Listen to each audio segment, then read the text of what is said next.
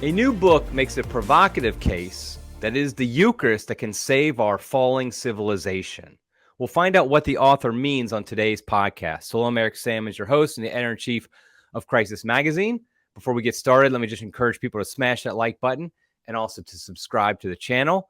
Follow us on various social media channels. We are at Crisis Mag on Twitter, Facebook, all the major ones. Also, we're in the midst of our spring fundraising campaign.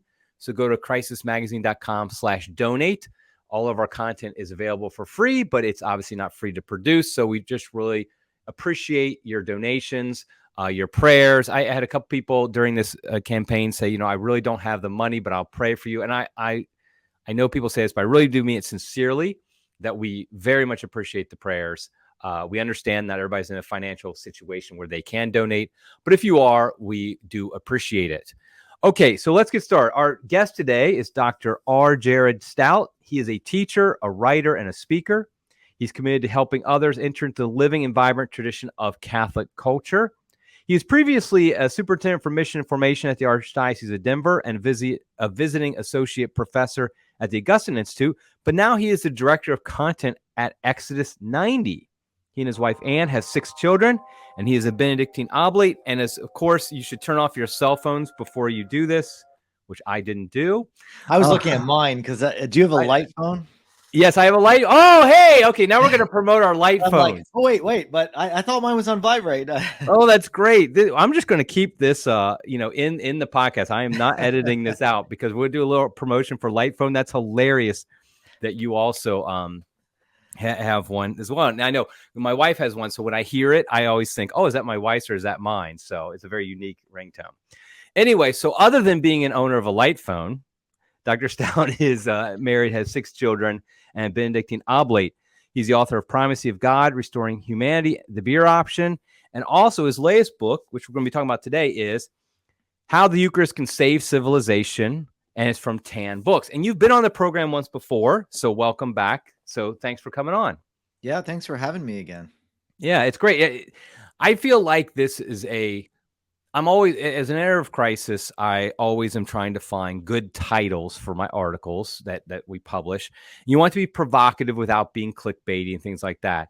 And I feel like your title really did a great job, because How the Eucharist Can Save Civilization, I feel, is a very provocative title, because it does make you ask yourself, like, I don't know how many people connect the Eucharist with saving civilization. That I think is very provocative about it, very, very good about it. So let's kind of talk about a little bit, take a step back for a second. The Eucharist is often called the source and summit of the Christian life. So let's first, because I know this is an important point in your book, but let's first kind of say, what is meant by that? We hear it all the time, but what really is meant when we say it's the source and summit of the Christian life? Yeah, just a quick note about the title. Tan asked if I wanted to name it How the Eucharist Will Save Civilization. And I very intentionally said, can save civilization. Not that it will. I mean, our civilization might collapse. I mean, that's looking ever more likely, right? Right. So the Eucharist can save civilization. I would say if it does become the source and summit of the Christian life in us, there really is nothing more powerful in the universe. And people say, okay, is that just like a pious sentiment? But it's true. What really is there that is more transformative for human life than the Eucharist? There is nothing. I mean, God is giving of himself for us to eat. And so that really is why it is the source of the Christian life, because Christ is made present to us sacramentally through the Eucharist. And as we consume the Eucharist, we are made into Christ. We are his body in the world. So it is the source. The summit, because he is drawing us into his own communion with the Father. You see this in the Last Supper discourse.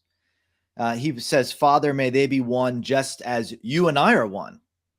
That is the kind of communion that he is offering us through the Eucharist. And so that truly is the summit. Deification is offered us through the Eucharist in the Christian life. I would say that the thesis of the book is that the Eucharist is not just to be believed, it is to be lived. It is really meant to become Christian life for us.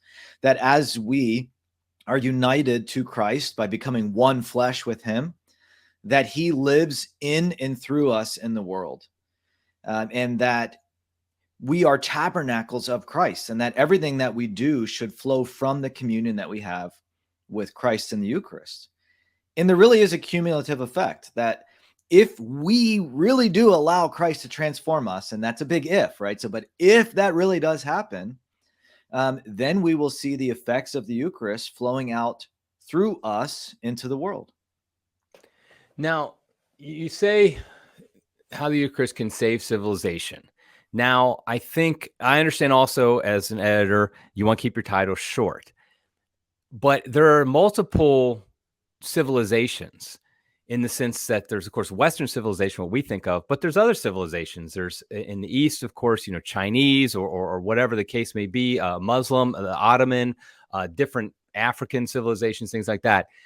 But I'm guessing that you are talking about our Western civilization. So first of all, just what civilization are you talking about? And also kind of how is it, why is that civilization worth saving?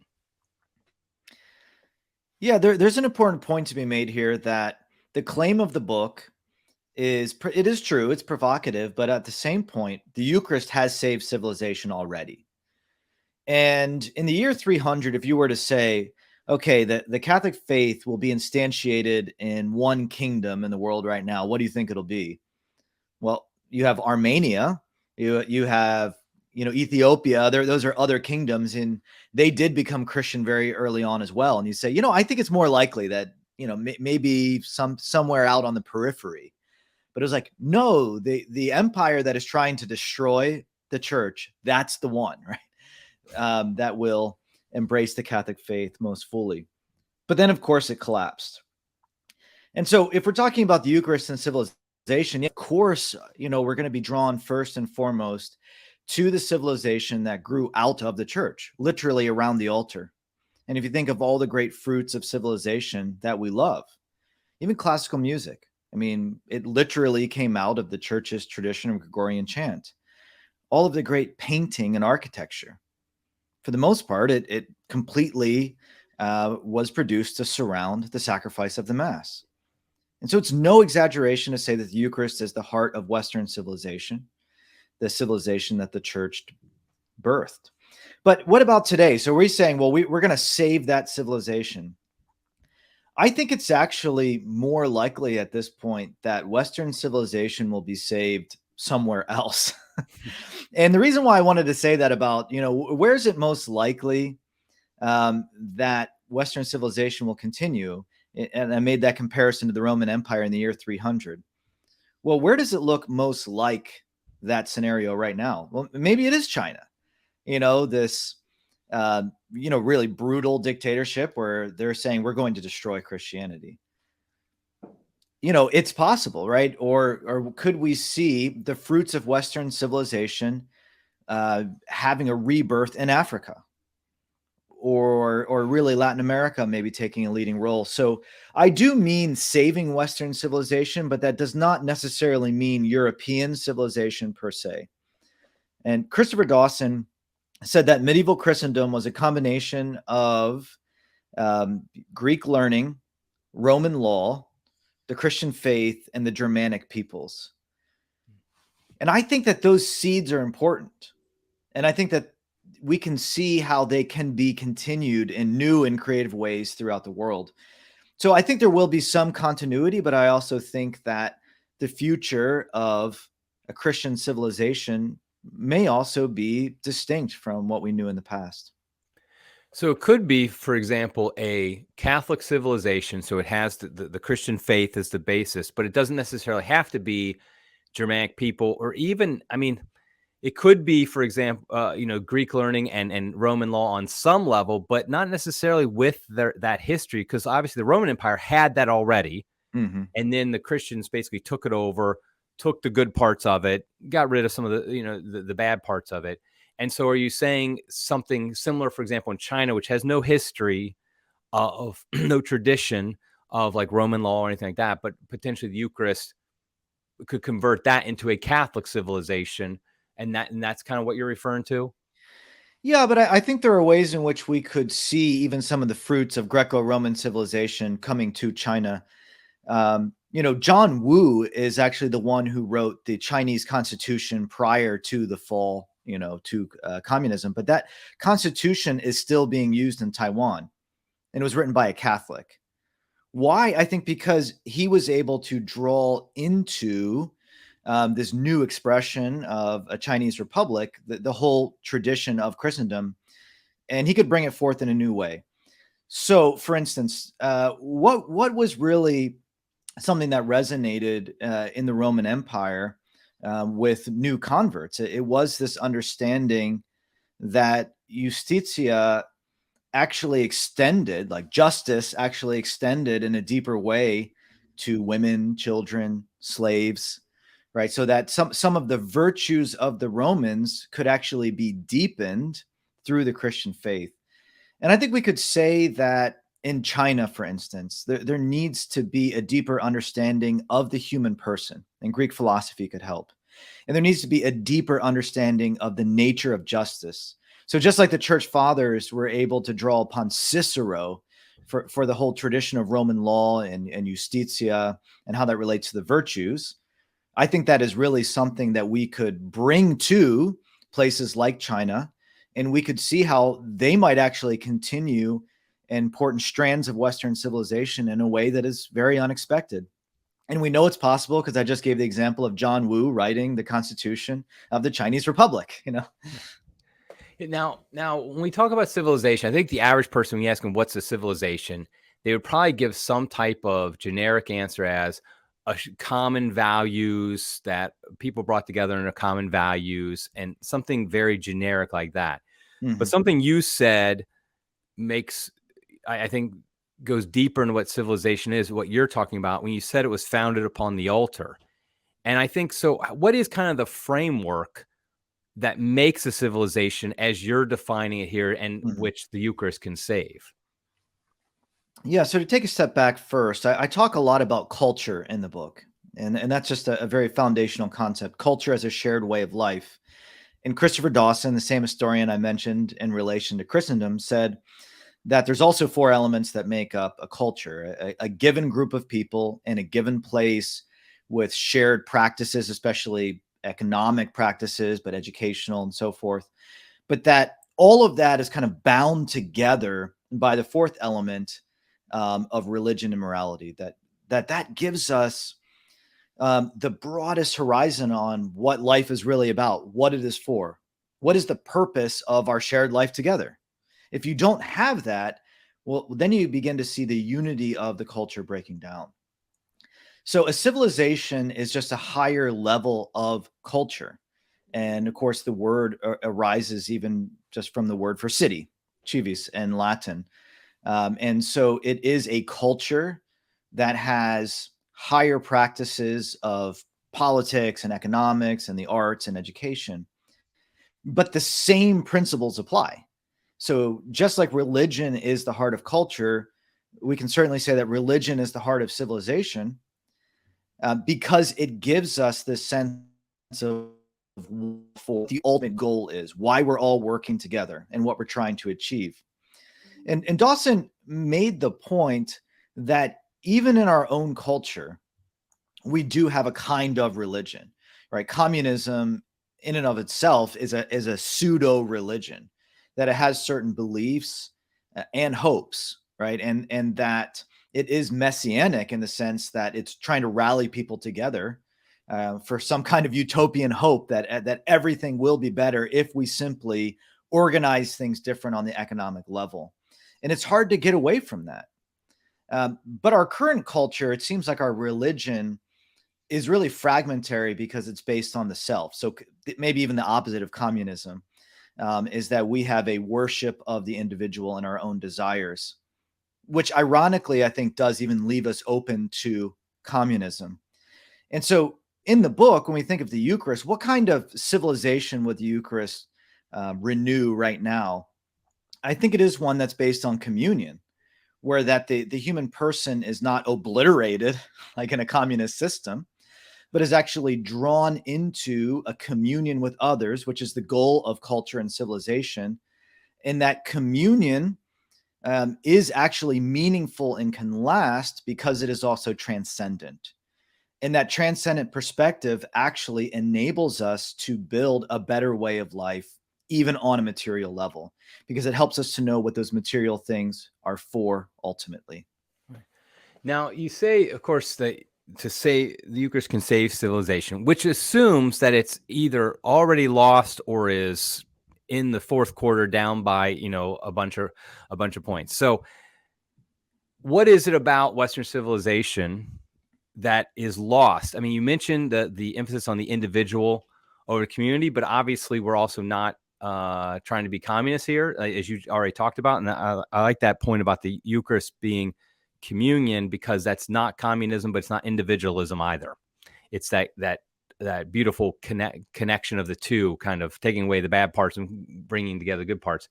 But what is lost about our civilization today? I mean, obviously there's a lot of problems in our civilization, but what would you say is fundamentally, what have we lost from what we had before? Mm-hmm.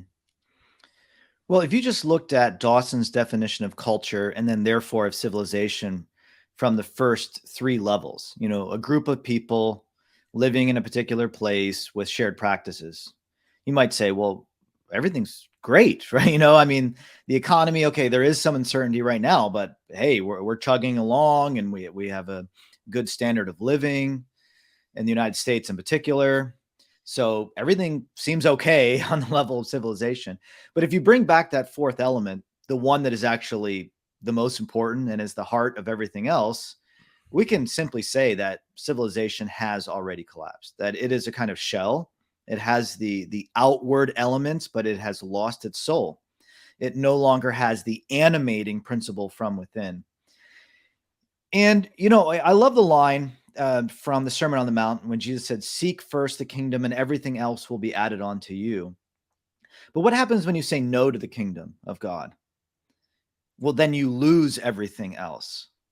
And I think we're beginning to see that. I mean, Pope Benedict XVI said that when there is no respect for the dignity of human life, there is no longer any justice, because everything is an arbitrary expression of power. And so when God is eclipsed, man becomes eclipsed. And so we see this. I mean, can we say that we have a stable civilization when we are mutilating children, when we're murdering the unborn, when we don't even know what marriage is any longer? I mean, primitive cultures knew what marriage was and what it was for. We are beneath primitive cultures, what would have been called savage cultures in the past. We're more savage than the savages. We're worse. They're more barbaric than the barbarians, right? Because even the barbarians had moral codes. They understood what marriage was. They understood that the divine was higher than the human and more important.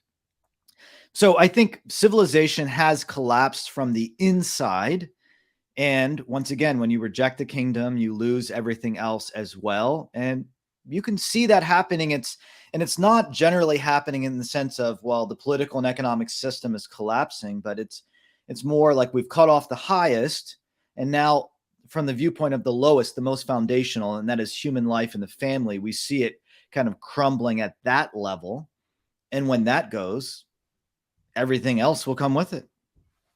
It is interesting because I feel like it is the whole classic case of the frog in the boiling water, in that you could look at certain things and say, hey, everything is fine. Like you mentioned, I mean, our standard of living is very high. We actually have a very low poverty rate. People can get an abundance of food in most cases. People can work jobs, all that stuff. We can travel very easily. And so when you say our civilization has collapsed, our culture has collapsed, I know when I've said similar things, a lot of people are like, you're just somebody who's just trying to find all the negative. You're just really, that's not true. So, because I think they don't recognize, like you said, the more fundamental issues, which is, for example, we don't even know what the difference between a man and a woman is. and we act like a man can say he's a woman. Now he's fundamentally a woman somehow. And I think and obviously killing our own children, same-sex marriage, not knowing what marriage is.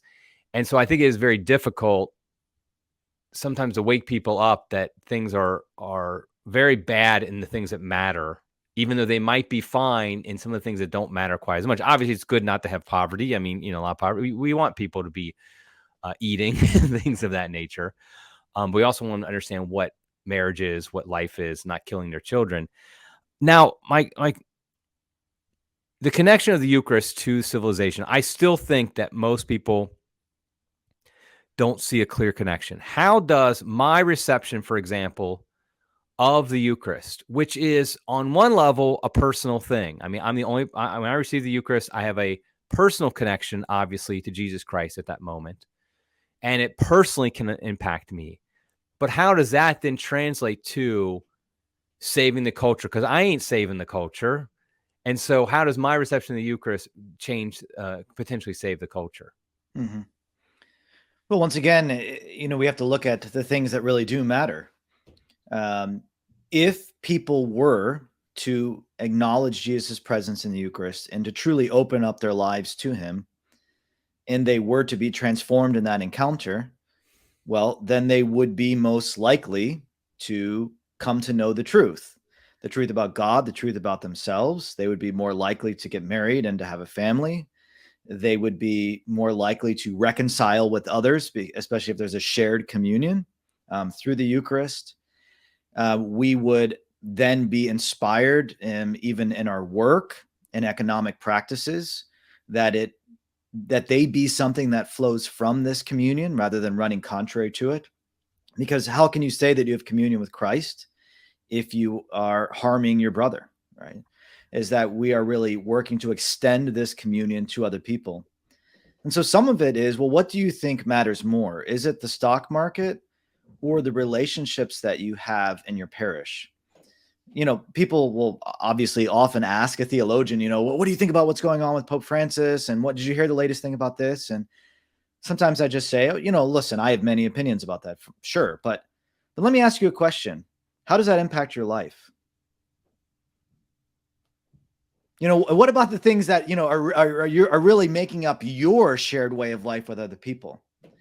Can the Eucharist transform that? Because if you look at the way that civilization was built up in what we call the Dark Ages, right? The period from 500 to, you could say 800 or 1000 or whatever, however you want to demarcate it. But the culture was built up around the monastery. And so that you actually had one community who was worshiping together, and their worship of God was then extended to the rest of their lives, that their prayer, their ora, shaped their labora, and that their labora, their work, became this extension of their prayer. And so that there was peace and communion, maybe not perfect because we are on earth, in the monastery, and that the monastery became an oasis then. I mean, the local pagan people, the country folk, not only learned the Catholic faith from the monks, they learned agriculture from the monks. They went to the monastery for healing of body and soul, right? The first kind of network of hospitals in Europe were from monasteries. They went to the monastery for education.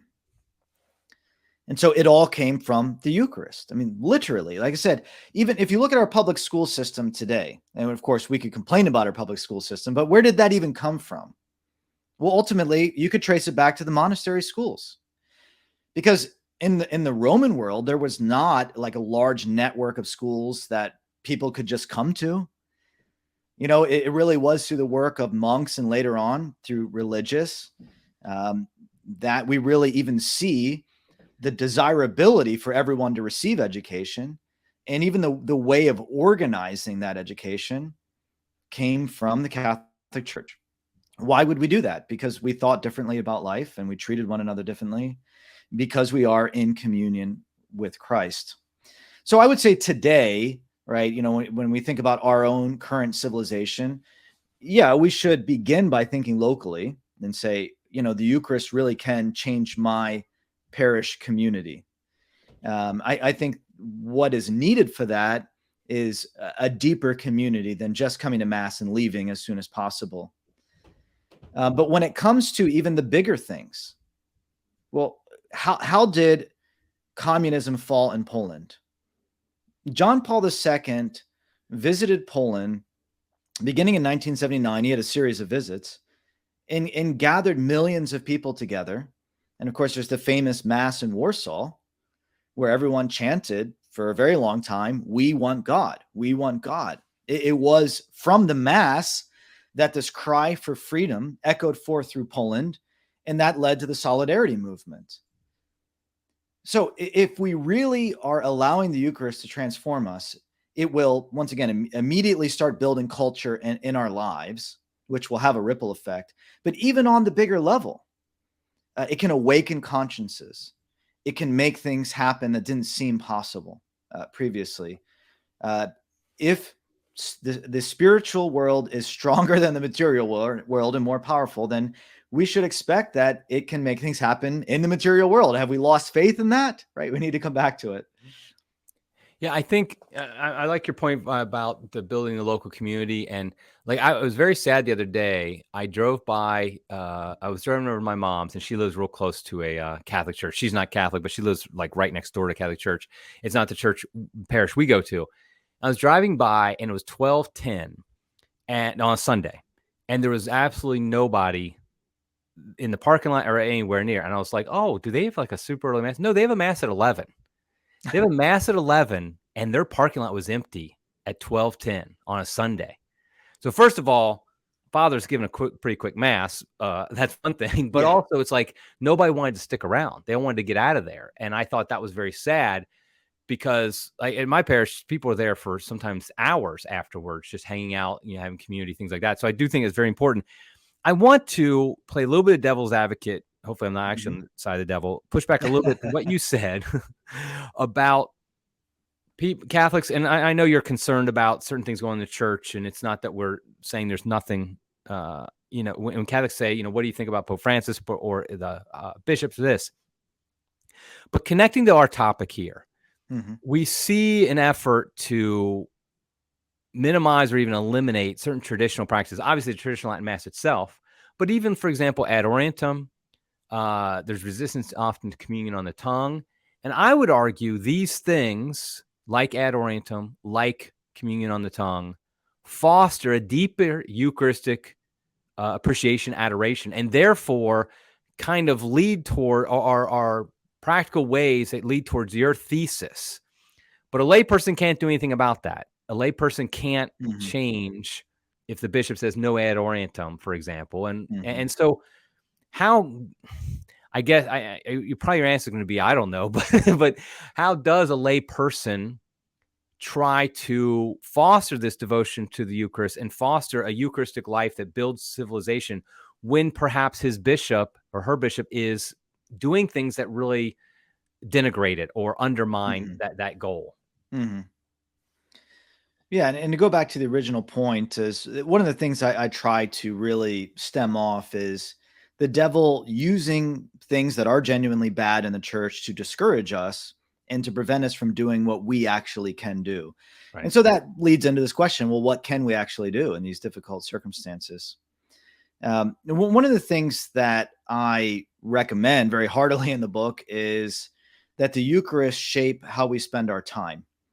And so on Sunday, that does include making this really the Lord's Day. And I do encourage people to gather for what used to be called even the agape meal, right? A community meal on Sundays to really be an expression of the communion that we have stemming from the Eucharist.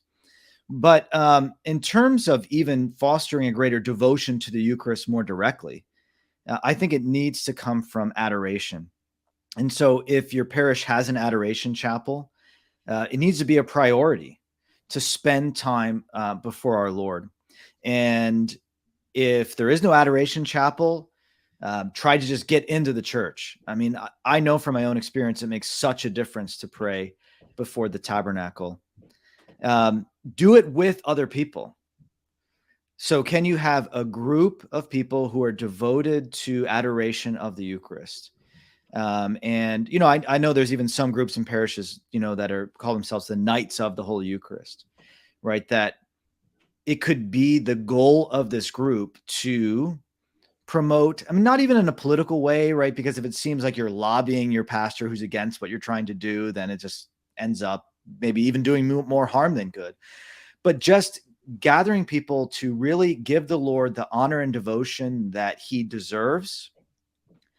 And I wonder if we do that, if that will open up graces for change within our parishes and our dioceses. You think, what can we really do? I love how the guardian angel of Portugal said to the children at Fatima, make everything you can into a sacrifice. That our lives should be Eucharistic in the sense that we are not only receiving Christ and his sacrificial gift to us, but that in being drawn into Christ in this communion, we become a sacrificial gift.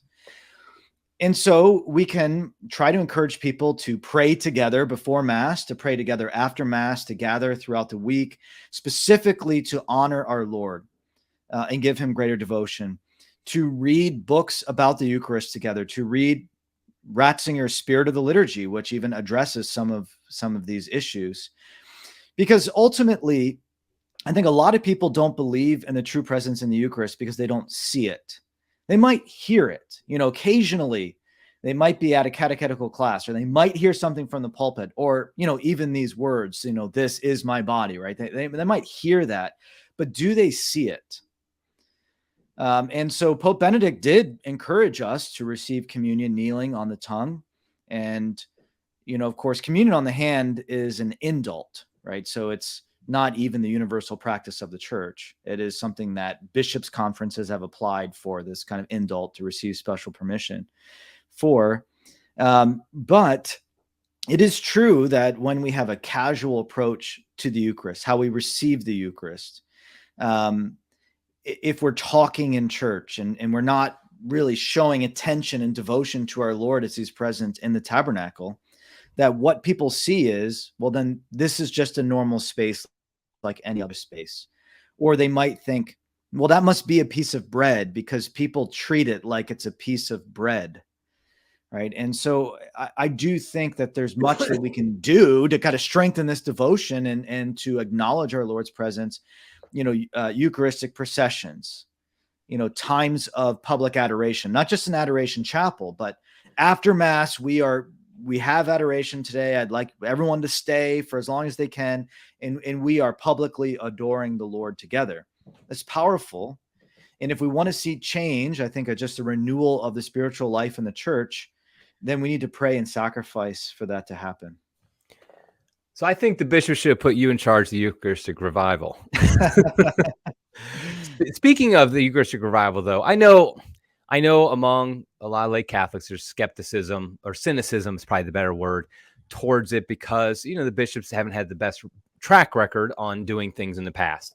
But what do you think is, what are your hopes for Eucharistic Revival as far as, and how can Catholics use Eucharistic Revival as a means for saving civilization and building up this devotion to the Eucharist? Because that is, as much as we can be cynical about it, the intention is a good one, which is to foster belief in the real presence of the Eucharist and devotion to it. So there's no question the intention is a good one. Now the question is, what can we do? You've already said a few things, but is there anything we do in conjunction with the Eucharistic Revival specifically to try to make this happen? Yeah. So I was invited to give a talk about this book at a parish, and I said, hey, I'd be happy to give a talk, but why don't we make it into like a revival? Let's have a revival. And what I meant by that is I said, let's gather people together and let's have a kind of invitational talk, right? To say, our Lord is inviting you to relate to him in the Eucharist in a renewed way. I mean, ultimately, the revival will happen if we deepen our faith in the Eucharist. And in order to foster that from this kind of invitational talk, we're going to adore the Lord together right now. So like the first talk actually will lead into this shared moment of adoration, of acknowledging Christ as our Eucharistic King. And then following this time of adoration, then there's really going to be an invitation then to do something differently afterwards. How are you going to live as if Jesus is truly present in the Eucharist? How will that change your life? Because if the answer is it doesn't, then it means, which unfortunately I think is true, that we as Catholics are leading a secular life. So I think the success of the revival will be if we have a deeper faith in the Lord's presence and we live differently because of that. And I think every day should be different. I mean, if you're not able to make it to daily mass, then please pray an act of spiritual communion every day, because every day you should be honoring the Lord in the Blessed Sacrament. He's right there. Are we ignoring him? You know, if he really is the answer to the problems of our civilization, well, then he's certainly the answers to the problem in your life as well, right? But is he there being ignored? Is he being hidden? So if I see concrete changes in parish life, that a parish is doing more to acknowledge and to honor and to live out our Lord's Eucharistic presence, and that actually changes somebody's life so that their life is more focused on the Eucharist, then I could say we have experienced revival. Right. I want to just one final topic I want to address, which is somewhat very different from the other ones. We talk about, you say, the Eucharist saving civilization, which in an American context, that sounds a bit like the church taking over the state. In our country, we have this very hardcore tradition of separation of church and state, for better or worse, probably mostly worse. But the idea, though, is how can the Eucharist save civilization in the context of America, where we had the separation? I mean, the answer might be, well, we just dropped that tradition of separation of church and state. But how does that work in the American context? Mm-hmm. Well, you know, there are famous lines from the founding fathers, you know, a republic, if you can keep it, you know, from Benjamin Franklin, or you have quotes both from Washington and Adams saying that a republic depends upon religion and morality. And so I think we can see what happens when a democracy, a democratic republic, becomes unmoored from I mean, it's not even a formal relationship to the church per se, but when it becomes unmoored from something more foundational or more transcendent than itself, because a republic doesn't exist in a vacuum, right? So we elect representatives to supposedly act on our behalf, et cetera. But what do we want them to accomplish? You know, what are the principles from which they will act? What are the goals that they are seeking to achieve? And that's where, you know, that the hollowness of our civilization is becoming more and more manifest. So I would simply say that the Eucharist can strengthen our democracy by giving it something to work with. Because right now, I mean, you know, Plato says that the end of a democracy is tyranny. Because the mob is simply, swayed by popular opinions and emotions. Ultimately, is Plato a guy who lives right now because he's just looking out the window? Yeah, right. So yeah, we're just swayed by whatever the popular thing is. Oh, I think Plato knew what he was talking about, right? And so ultimately, that leaves us susceptible to manipulation by someone or something, ultimately someone, right? And that's why democracy leads to tyranny. So we pride ourselves on freedom as we become less and less free. And we are more subject to all kinds of manipulations. So I think the Eucharist can teach us what freedom really is. And, you know, in Catholic circles, it's very common to hear the difference between freedom from and freedom for. But in this case, I think it's really applicable, right? That our democracy seeks freedom from, that's what we think freedom really is, although we end up being manipulated by consumerism, right? But freedom is really for something. It's ordered towards something. And in this case, I think the Eucharist teaches us that freedom is for gift, that a democracy will be successful when we are willing to sacrifice for the things that matter most. Because even, debates about abortion, it's basically, people saying I should never have to sacrifice against my will for someone else. And it's hard to even conceive right now how anyone would even want to defend our country and lay their lives down for it, because we are basically raising a generation of people who do not know how to sacrifice. But the Eucharist is essentially a sacrifice. It's a gift that comes about through death, and that death brings about life. And so maybe our democracy needs to die. And by that, I'm not saying it has to be gotten rid of, right? But we need to learn to die to ourselves, that, this current way of thinking needs to end, and that we need to understand that the freedom that we have has a purpose, and that we will actually not be happy unless we learn to die to ourselves and to our desires. I like that. That's a great tying in, because you're right. Ultimately, we are not teaching our young people to sacrifice, and that's what the Eucharist is. I mean, we're gonna end it on that, because I think that was a great point. I want to encourage people from TAM Books, How the Eucharist Can Save Civilization. I really think it gives us there's a lot of books on the Eucharist, and they're great. I'm not, obviously any book on the Eucharist is probably great. But I just feel like this is a different take that you're not going to get in most places, because it brings Eucharist. Eucharist impacts our entire lives, our entire world. And so I think the idea that you're actually practically talking about, okay, how can it actually impact our entire world? And I think that's great. So I really appreciate you being on and for writing this book. It's been great. Yeah, thank you. Where can people find out more about what you're going on, Exodus 90 or what? Yes, so I am writing regularly for Exodus 90, so you can find me there at exodus90.com, and my own blog is at buildingcatholicculture.com. Okay, buildingcatholicculture.com. I will link to both of these in the show notes so people can find them. I'm just writing this down so I don't forget. Okay, so I'll link to those so people can find them. I appreciate the work you're doing. Keep it up. Yeah, you too. Thank you. Okay, great. Until next time, everybody, God love you.